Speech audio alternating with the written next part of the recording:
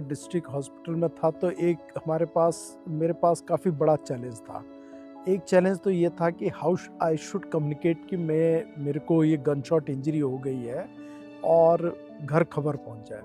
अच्छा, मेरी एक चिंता और थी कि मैं तो खैर रात की बस से सफ़र करते हुए मुजफ्फरनगर के लिए रवाना हुआ था, लेकिन हमारे जो विजय कॉलोनी क्षेत्र है उसकी जो बस थी जिसमें पूर्व सैनिकों ने उसे लीड करना था, क्योंकि हमारी कॉलोनी में आज भी पूर्व सैनिकों की संख्या सबसे अधिक है, तो पूर्व सैनिकों ने उसे लीड करना था। उस बस में my mother was to come, वो भी आंदोलन का बड़ा हिस्सा रही, तो वो उस बस में आ रही थी।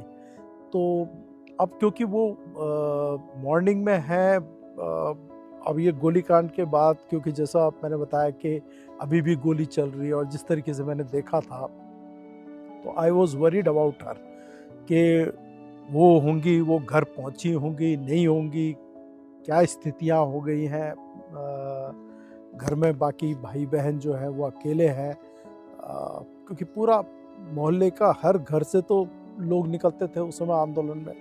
तो मतलब आई वॉज वरीड एंड क्योंकि फादर मेरे उस समय डाबर इंडिया लिमिटेड में he was working at Secunderabad, तो वो भी नहीं है।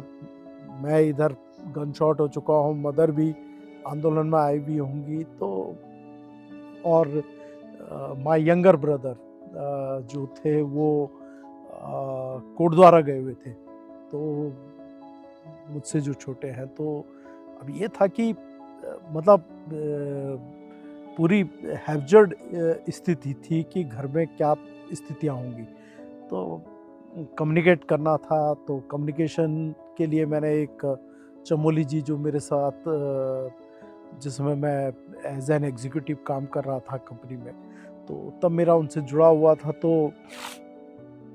उनको मैंने कम्युनिकेट किया कि मेरे मामा जी लोग हैं नेहरू कॉलोनी में, उन तक खबर पहुँचे। तो माई जो वो पहुंची खबर वहाँ पहुंचाई गई, तो वहाँ से तो नहीं, फिर उसके बाद मैंने एक खबर फादर को पहुंचाई।